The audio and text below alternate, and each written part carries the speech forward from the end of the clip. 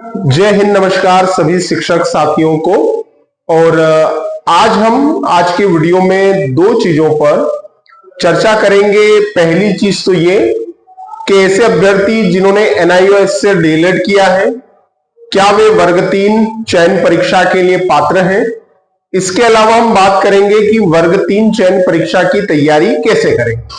तो चलिए जल्दी से जल्दी इस वीडियो को शेयर कर दीजिए, और अगर आपने अभी तक हमारे YouTube चैनल को सब्सक्राइब नहीं किया है तो सब्सक्राइब कीजिए। चलिए अब बात करते हैं एनआईओएस डीएलएड अभ्यर्थी, क्या वे वर्ग 3 चयन परीक्षा के लिए पात्र हैं। क्योंकि कई चैनलों के माध्यम से ऐसा बताया गया है कि नहीं, दावे से नहीं कहा जा सकता कि ये मान्य है नहीं है, तो आप कह नहीं सकते कि बाद में आपको लेंगे या नहीं लेंगे। ऐसी जानकारी कई चैनल्स के माध्यम से आपको दी गई है। इस कारण उम्मीद ये की जाए कि आप थोड़े भ्रमित भी होंगे और थोड़े निराश भी होंगे। देखिए मित्रों, दिसंबर 2024 में माननीय सुप्रीम कोर्ट ने एनआईओएस डीएलएड को वैध करार दिया था। इसके बाद एनआईओएस डीएलएड को बिहार राज्य में भी भर्ती चयन परीक्षाओं में शामिल किया गया। लेकिन अब मैं आपको जो जानकारी दूंगा उससे आपको सारी चीजें बिल्कुल क्लियर हो जाएगी।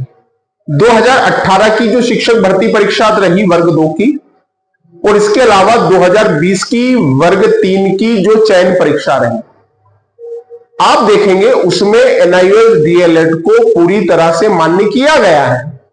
कहने का मतलब ये कि जब मामला सुप्रीम कोर्ट में था उस समय भी एनआईओएस डीएलएड मध्य प्रदेश की भर्तियों में मान्य था।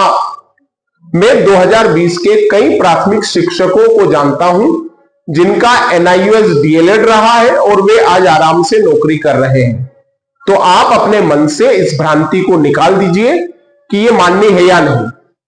क्योंकि जब आप नोटिफिकेशन पढ़ते हैं तो वहां कई जगह लिखा हुआ है 2 वर्षीय डिप्लोमा, लेकिन मित्रों साथ में लिखा हुआ है या इसके समकक्ष। तो आपको पता होना चाहिए कि जो एनआईओएस डीएलएड है 18 माह का, उसे 2 वर्ष के समकक्ष माना गया है। क्लियर है बात? तो बिल्कुल अपने दिमाग से ऐसी चर्चाएं निकाल दीजिए कि यह मान्य है नहीं चलेगा, बिल्कुल निकाल दीजिए। 2020 के शिक्षक भी बहुत अच्छे से नौकरी कर रहे हैं और आप भी नौकरी करेंगे, तो इसलिए इस चिंता को छोड़िए और बहुत अच्छे से वर्ग 3 की चयन परीक्षा की तैयारी कीजिए। क्लियर है? ये चिंता छोड़ दीजिए। अब बात करते हैं कि चयन परीक्षा की तैयारी कैसे करें। सिलेबस नया है, कई तरीके की चीजें हैं जो सिलेबस में आई हैं, तो किस तरीके की चीजों की हम तैयारी करें। तो देखिए मित्रों, एक चीज ये कि एनसीईआरटी बुक्स का, एनसीईआरटी पैटर्न की जो बुक है उनका आपको सहारा लेना चाहिए।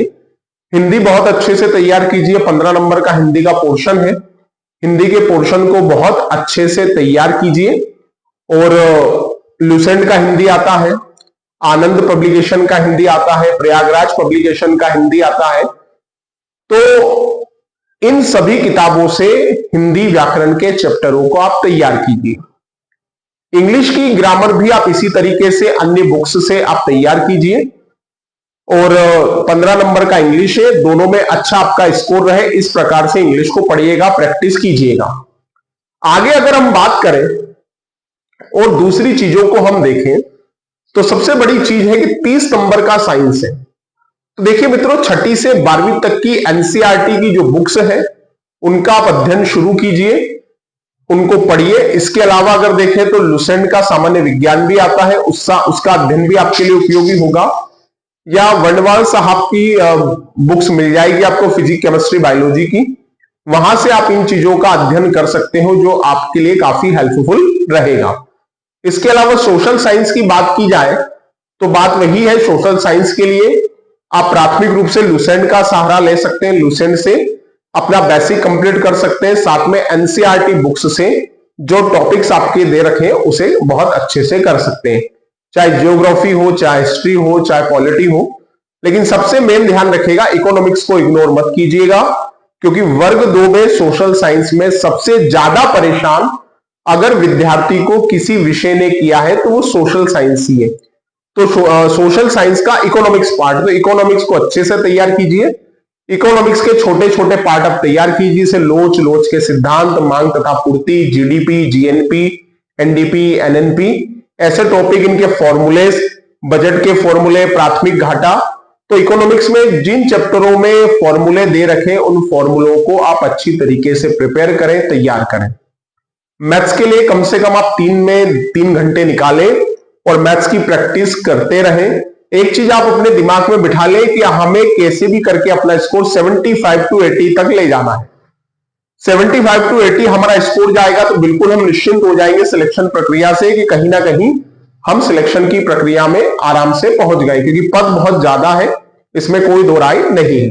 तो एनसीईआरटी पैटर्न की बुक का अध्ययन कीजिए और बिल्कुल आराम से तैयारी कीजिए। और आपको डेट 31 अगस्त ही माननी है, बढ़ेगी नहीं बढ़ेगी ये सब चर्चा का विषय बात का है, लेकिन 31 अगस्त के अनुसार आप तैयारी कीजिए। और अभी ऑब्जेक्टिव पैटर्न पे तैयारी मत कीजिए, अभी थ्योरी पैटर्न पे तैयारी कीजिए। 10 अगस्त के बाद लगभग मैं तो कहूंगा 15 अगस्त से ऑब्जेक्टिव लगाना आप शुरू कीजिएगा।